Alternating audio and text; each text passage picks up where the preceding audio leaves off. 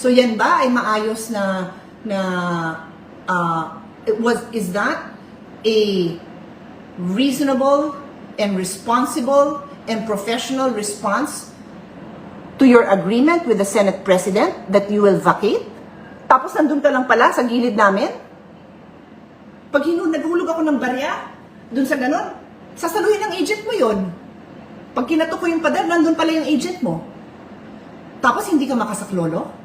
Sasabihin mo, wala kang tao? Anong klaseng tao ka? Paano ng mga kababayan natin kung naglolokohan tayo ng ganito? Hello, good morning everyone. Kamusta na po kayo? Ito, I decided to do a Facebook Live again to give you some updates. Kagabi pa sana, pero medyo busy lang. So, sabi ko this morning na lang. So, habang bago man ang halian or baka yung kasi nyo nagla-lunch na, join me. Hindi naman ito masyadong mahaba, pero hindi rin maiksi.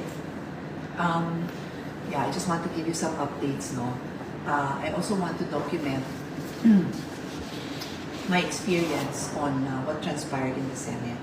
Mabuti na yung documented kasi pag may mga nagtanong, kahit ako, memory fades eh. So, mabuti na yung sasabihin ko yung lahat ng experience na naaalala ko na habang medyo fresh pa siya sa mind ko at i-share ko na dito directly sa Facebook Live ko. So, this is still about what happened in the Senate last Wednesday, May 13. Ang daming haka-haka, ang daming hypothesis, yung mga reporter na nandun, sila ang may mga first-hand knowledge sa mga ganap na nakita nila. Ako naman, my first-hand knowledge is what happened inside the room of the Senate President kung nasan ako. I cannot speak of what happened outside dahil wala ako doon. Pwede ko naman i-recount sa inyo na ito yung ni-report sa amin or kung nakita ko mismo. But remember everyone, anyone who says na ito ang nangyari, wala sila doon, it has to be based on first-hand information, meaning to say sila ang naka-experience nun, or meron kang kukunin na tao na siya yung nandun at siya yung magsasabi nun. Otherwise, under the law, it's what's called hearsay. So, to the best of my ability, lahat ng sasabihin ko, yung nandun. Pwede kong sabihin na, sabi ni ganito, ganito. Kung hindi ko narinig yun, hearsay yun. Pero pwede kong i-refer sa inyo na sabi ng isang senador ito, and then later on, as necessary, di kunin natin yung statement ng senador na yun, di ba? Or kung sino pa man yun. Para maayos yun. Otherwise, it's all hearsay, it's all theories, it's all hypotheses na walang basis under the law. And it's not true. So, here I am, I'm about to tell you, as much as possible, di ko rin uulitin yung mga nasabi ko na dun sa dati kong video, pero hanggat kailangan kong ikwento para lang madugtong for those who are just watching it now or just hearing it from my side, idudugtong ko lang yung nasabi ko na dati. Okay. So, on Wednesday night, nandun nga kami sa office ni Senator Alan for a caucus for two things. Committees that we have to form, committee chairmans that have to be elected so that patuloy na namin yung work namin next week. And then, we also received word na dadating na yung impeachment complaint. So sabi ni Senate President, huwag na kayo umalis kasi mapag-usapan na rin lang natin yung impeachment process. And our DepSec was there to brief us. And then I remember pa nga umalis na siya kasi sabi niya, ay nandiyan na, dumating na yung galing sa house. And I think there's also videos and photos that showed na parang daming mga papel na dumating. Anyway, that's just all the background. So, nung nakarinig kami ng putukan, again, I will repeat, akala pa namin at first, paputok meaning fireworks. Then, sino ba naman mag-iisip? In your normal life, you won't really think na may nagpaparilan sa tabi mo. Never happened before. So, ang first, is paputok. Nung nalaman namin na mukhang barilan na talaga, and it was a dangerous situation, in-advise kami to turn off the lights, kaya madilim yung mga video ni Senate President. I'm not sure about the others kung nag-video sila. Hindi ako nag-video at that time. I thought about it, and naka-open na yung FB Live. Kasi kung mag-FB Live ba ako para alam ng mga tao kung ano nangyayari sa amin dito. But I didn't because sabi ko, in my mind, paunahin ko na ang Senate President to make his official statements. Wala akong FB Live at that time, nung madilim yung ilaw. And then, people started making calls. I already said this also. We called Senator Loren, kasi siya yung katabi ko most of the time, called Secretary John Vic Remulla, and also called NBI Director Matibag. Okay? So, ito na po yung kwento. So, I have pala my laptop here to help nilang remember the sequence of my narration to you para lang maayos ang aking pagkikwento sa inyo. So, tinawagan niya si Director Matibag na overhear ko, nakausap niya na maayos kinakausap ni Senator Lawrence. Sabi niya, Melvin, nagbabarilan na dito, pumuputok na dito. Anong gagawin mo? Tulungan mo kami. Something to that effect, no? Yung sinabi niya. Tapos ang sinagot sa kanya was, wala akong magagawa. Wala ako dyan. Wala kami dyan. Wala kami dyan. Pinalis kami dyan. So when I heard that, medyo napariyak ako kasi I'm like, what?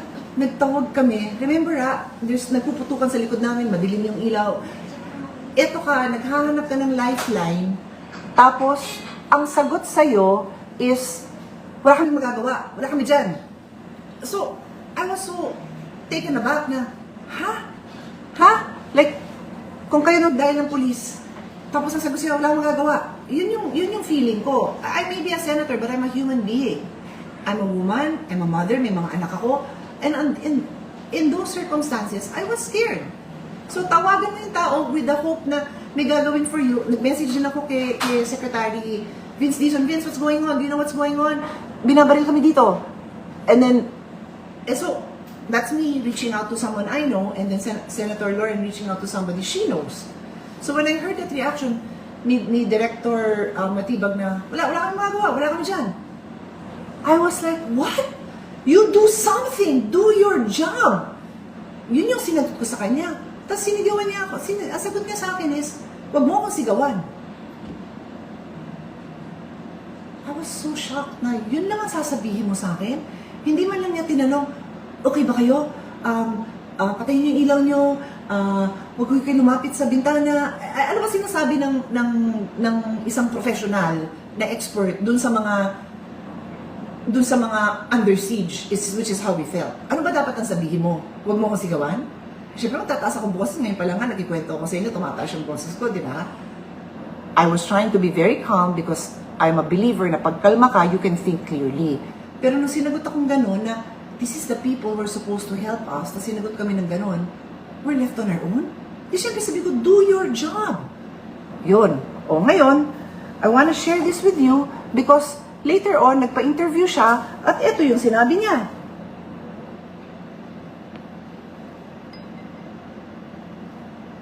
Akit ko lang. Sabi ko, wala kaming agent dyan. At wala naman po talaga. Kasi doon nagpaputok. So sabi ko, ini-investigahan nyo, pahuli nyo. Pahuli nyo yung mga nagpapaputok. Dahil sigurado ko, wala kaming tao na nandiyan dyan sa loob ng Senado. Sabi ko, wala kaming agent dyan. So, pause ko. At wala naman po talaga. Kasi doon nagpaputok. So, sabi niya, wala kaming agent dyan. I'll talk about that later, yung wala kaming agent dyan. Sabi din niya, pahuli nyo yung mga nagpaputok. Ako kuhuli? Kaya ka nga tinawagan ni Senator Loren eh. Humihingi nga kami ng tulong sa'yo. Tapos sasabihin mo, pahuli nyo? Yeah, sure, may usaa kami. Humihingi nga kami ng tulong. Mahirap bang intindihin mo? Mahirap ba? Now, dagdagan ko na lang. Kasi may narinig din ako na pinaalis kami dyan. That's what I remember you told Senator. Pinaalis nyo kami dyan. Because in the meeting with the newly elected Senate President, Senator Alan Cayetano, on Monday, 2 days before this happened, meron kayong usapan na ipupull out mo na yung troops, yung mga NBI na sumugod doon. That's for peace and order. Okay? usapang maayos yun. So, kung gusto mo naman sabihin na, naku po, wala akong tao dyan kasi pinaalis nyo kami. Please let me know kung magpapabalik ako ng tao, magpapaabang ako. We will be there if you need us. Wala naman akong narinig sa'yo na gano'n. Wala. Basically, ang gusto mo lang paratingin sa amin is, pinaalis nyo kami, bahala kayo sa buhay nyo kung pagbabariling kayo dyan. That's basically your message. And you repeated it. What you said to Senator Lauren and me, you said it on the air. My job, my human nature is survival. So we will do what we can to survive. Magtatatawag kami. Diba? To help us. Kasi ako personally, I cannot defend myself with gunshots. Because I don't carry guns. I'm a non-violent person. So magtatawag ako ng law enforcement. Hindi ako magtatawag ng goons. Hindi ako ganun. Wala mo na akong kilala. Actually, to begin with. Magtatawag ako ng law enforcement. On that note, tinawagan namin si Secretary Remulla. Ganun din yung boses ko. Sabi ko, Sec, do something. Do your job. Alam mo, sagot niya sa amin? I'll be there, ma'am. I'll be there. I will be there. Don't worry. Don't worry. Pupunta na ho ako dyan. Ang laki naman diferensya nung sagot na gano'n. Diba? Diba? Basic lang. Oh, I'll go on. I'll move on. So, ulitin ko, before I go on, kaya lang kami tumawag dahil humihingi kami ng support. Again, Secretary Vince Dizon, hindi siya law enforcement, but he's my friend. And he's part of the government. So, sa kanya ako nagsabi because I know he'll listen to me. Kahit hindi siya law enforcement. Hindi ko naman gustong siyang sumugod doon dahil hindi naman din siya law enforcement, but I know he will make calls. And he did. Because later on, he called me back and said, the President wants to talk to the Senate President. Oh, yun. Yun. Hindi yung bahala kayo dyan. So next, sabi niya, wala daw siya doon. Di ba? Wala nga daw siya doon. So, I guess, to prove na wala siya doon, nag-video pa siya. The NBI director. I wanted to see, dito kami ngayon, no? You are in Sequoia Hotel. Sequoia? And dito lahat ng list of directors and officers. We're having fellowship time planning namin ngayon. Oo. So wala ka sa Senado? So, wala po. Wala kami. We are on stand-down because that's the instruction. Sequoia. I wanted to see, dito kami ngayon, no? So, ano yung purpose niya? Gusto niyang i-prove na wala sila sa Senado because there already was info na NBI yung tumitira. So, yung first objective niya, I think, because I'm not him, so hindi ko kayang pangunahan kung ano yung nasa isip niya. But as a lawyer, when I look at his video, gusto niyang i-prove na wala siya sa Senate. Nandun siya sa Sequoia. Take note, this was after I asked for help. Senator Lauren and I, 2 female senators of the Republic of the Philippines asked for help. And nandun lang siya sa Sequoia, nagti-team building. Again, take note, walang masama sa team building. Walang masama sa planning session. Kailangan ng gobyerno yan. Siyempre, kailangan maayos yung pagpaplano nila. Wala akong problema doon. But there's an emergency going on. Tapos tuloy-tuloy lang yung team building mo? Tuloy-tuloy lang? Totoo? Kawawa naman ang mga Pilipino kung ganyan ang attitude natin. Paano na lang? Pag ang tumawag ay si Aling Maria, si Aling Nene, meron akong putukan dito sa amin. Sorry, nagti-team building kami. Ganun? I mean, think about it. That's why I'm doing this video more than 24 hours after the event because I've had time to reflect and to think. Doon sa first video ko, sabi ko, di muna ako magbabanggit ng pangalan, di ako mag-accuse. But now, I'm not accusing, I'm just stating facts. And my observations. They're my personal observations. You don't have to share them, but they are my observations of the facts that happen. And the reaction of a top agency involved in crime detection, investigation, peace and order. Nandito kami nagti-team building. Bahala kayong magputukan dyan. Ang gusto lang niya i-prove, wala siyang tao sa Senate. Ba't di ka man lang, ito lang. If there was a genuine desire for peace and order na magkaayusan, pwede naman sabihin kay Senator Lauren, just tell Senate President to give the word. We will be there to assist. Or we will park our people nearby. Call us if you need us. May ganun. If I missed it, then I'm sorry. But I didn't hear anything. In fact, all the videos are like this. That's why I bothered to show it. I took time to digest before I make these statements. Kape muna ako. Sandali. Pause.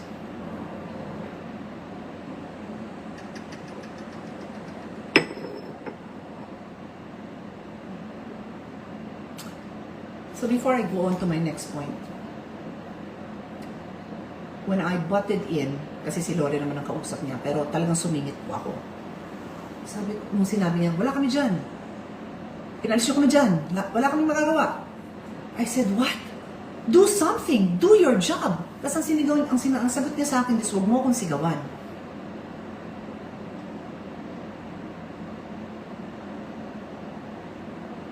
Pag nakakapanood ako ng mga real life scenarios, syempre yung mga under attack nakakasigaw ka, di ba?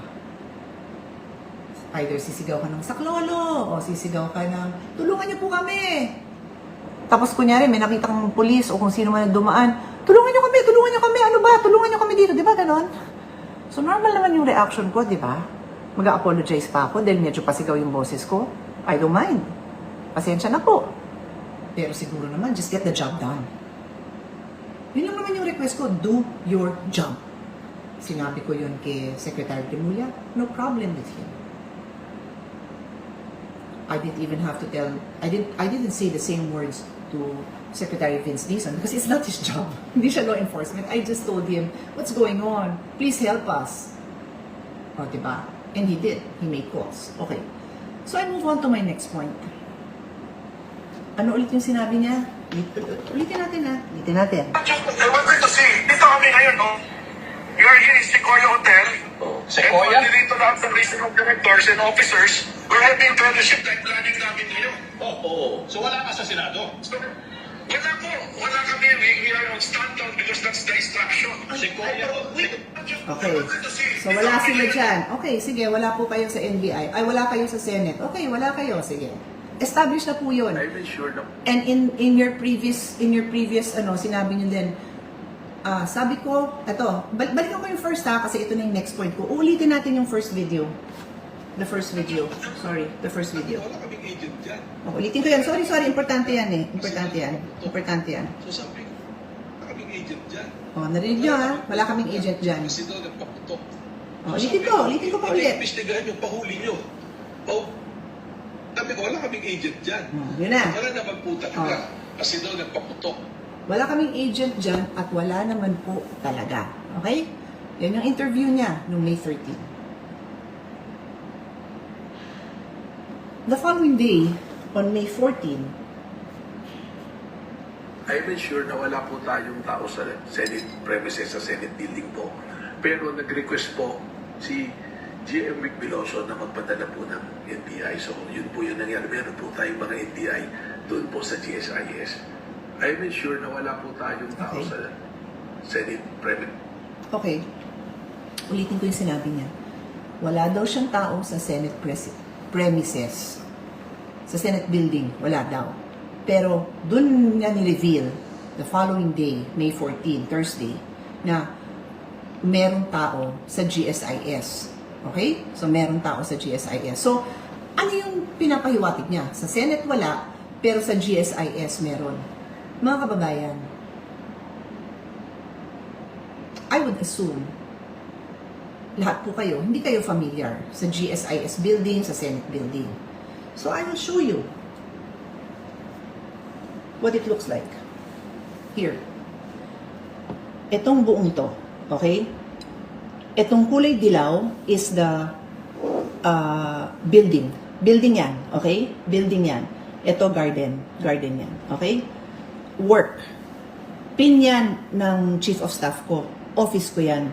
Kung mapapansin mo, parang ganun, kasi parang terraces yung design. I'll show you a picture actually later. Basta yan yung office ko. Yan. Tapos, katabi ko mga ibang senators dyan. Tapos, oops, meron sa kabila. Basta side na to, yan yung office ko na nakaharap sa garden ng GSIS. Anong building to? Nakalagay, Union Bank of the Philippines. Yan lang naman yung tag, no? But GSIS pa rin yan. Hindi Senate office yan. GSIS offices yan. Magkadugtong mga kababayan, magkadugtong ang building namin. Walang pagitan.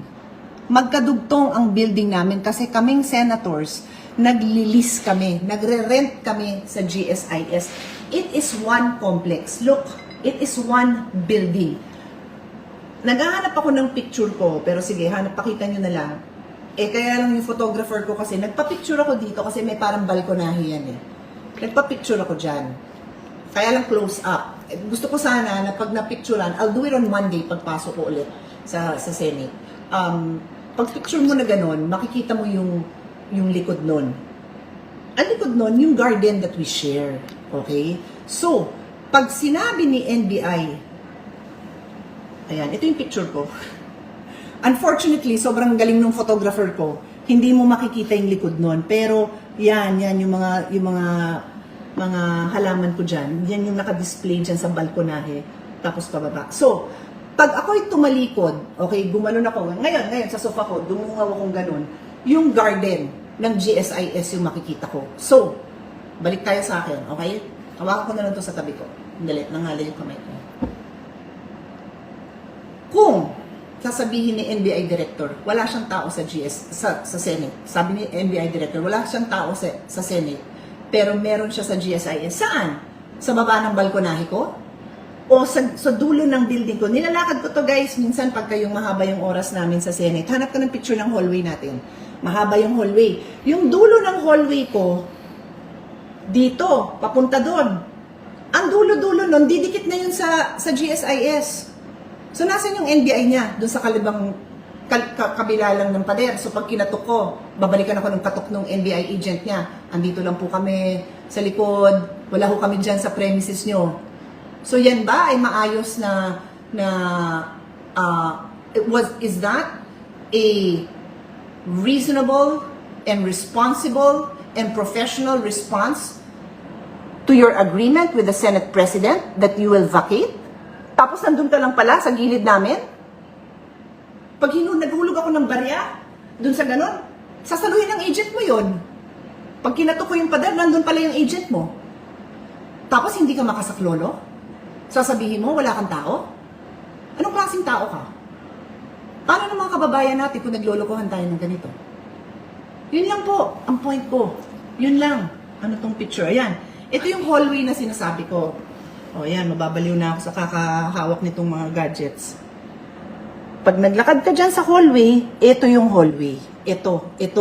So, ang dulo niyan, dikit na yan dun sa premises ng GSIS because this whole thing is the GSIS compound. Okay? Yun lang yun. Isang buo yun. Kaya NBI Director, Diyos ko, huwag kang manloko ng mga tao na wala ako sa Senate, nasa GSIS, dikit lang po tayo para tayong boarding house. Magkakadikit. Hindi tayo para mga luxury mansion na makakapal yung pagitan natin, na may makapal pa na pader. Wala. Huwag mo kaming lokohin. At huwag mo lokohin ng taong bayan.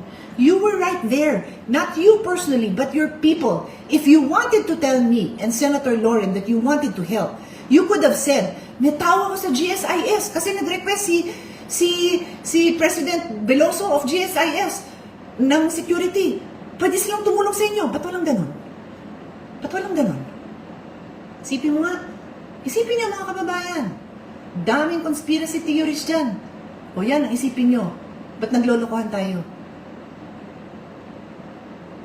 Take a moment to think about it. Look at that. I'll show you the live photo. Ito, medyo mas mahirap intindihin. Pero, ayan no, paikot lang yan. Yan yung garden. Iisang building lang yon.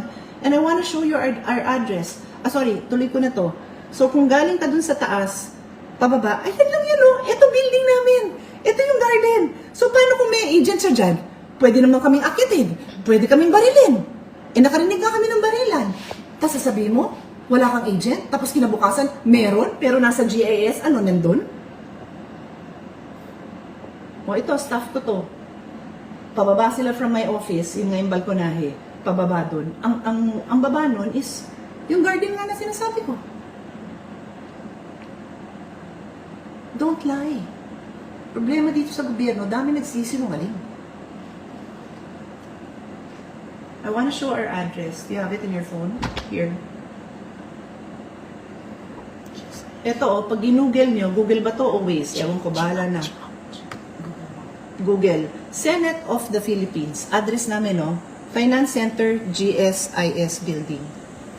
Ayun. Kasi nga nasa GSIS nga kami. Okay? So, yun lang naman yung point ko na I want to add clarity to this discussion. Sana yung oras natin napupunta na lang sa trabaho, di ba? Kailangan ko tuliwanagin because the credibility of government is at stake. My credibility is at stake because some senator chooses to invent a story about my car being used. O ngayon, may magka-question ng credibility ko. So I have to explain. Nag-aabala ako mag-explain para maintindihan naman ng mga kababayan natin. So I think I've made my point. I don't know if there's anything I need to add right now, but there were just 2 points. One of the top anti-criminal crime bodies of our country refused to help when 2 female senators asked for help. And second, you lied. You made it appear that wala kang tao near us when in fact, nandun ka sa same compound namin. Nandun ang tao mo. So yun lang mga kababayan, when you try to discern the truth, listen to credible sources. I just want to add clarity to this whole issue. I want to move on. You all know me to be working hard on the committees that I chair. I will continue to do so. Maraming senators, both on the majority side and the minority side, who just work. Marami kami. And I trust that with the leadership of my brother, Senator Alan Peter Cayetano, abogado din siya. We just want to get the work done. But our work now includes impeachment. So yung mga nagsasabing mga theories na mangyari to because of impeachment, hindi na ho yun ang pakay ko for this live. But it just happened to be something we have to deal with during this leadership change. This leadership change, hindi ako kasama dun sa pagpaplano, pero I just know na it's been planned for months. So it happened during this time. Not gonna go in any more detail because it is a fact na nagkasabay dito sa impeachment. Those who want to hypothesize on how that happened, then hypothesize. But we'll do our job. We'll go through the process. And I also read something about a conspiracy theory na bakit daw sabay-sabay daw nag-live, something like that. My God, that's why I wanted to explain what happened. Nung talagang nagpuputukan na yung naririnig namin, I was like, should I go live? Should I go live? And may nagla-live, may nagtatanong magla-live because we have to decide what are we going to do at the spur of the moment. And even the staff, you think hindi magla-live, either mag-live or tumawag sa loved ones nila? Eh di ba, yun yung nature, natural na gagawin mo, di ba? Papaalam ka sa loved ones mo, magsasabi ka. Or I'm sure yung loved ones nila, text and text sa kanila. So sasagutin nila, magla-live sila. That's normal. So to conclude na may conspiracy theory to jam the lines by going on live simultaneously, what a joke. And then syempre yung, again, I just go back to our media who sacrificed their life for this coverage. Of course, naka-live lahat yun. So, again, I will add, I just hope that I was able to add clarity to this issue. I will go now back to my day, which includes some meetings. And kayo din mga kababayan, I hope na in as much as there's a lot of interest in what happened and the truth should come out, go through your life, do your job, handle your work, take care of your family. Huwag yung don't let this overtake things. I'm not saying it is newsworthy, so of course you will follow the news. But then go on because we need to be productive. We need to be a productive society. We need to make our mark in Asia. And that's our goal in the Senate. Our economy. So tuloy din yung mga hearings natin next week. Okay. So di ko alam kung may update pa ako on these issues soon, but I'll be happy to keep you posted. God bless you all.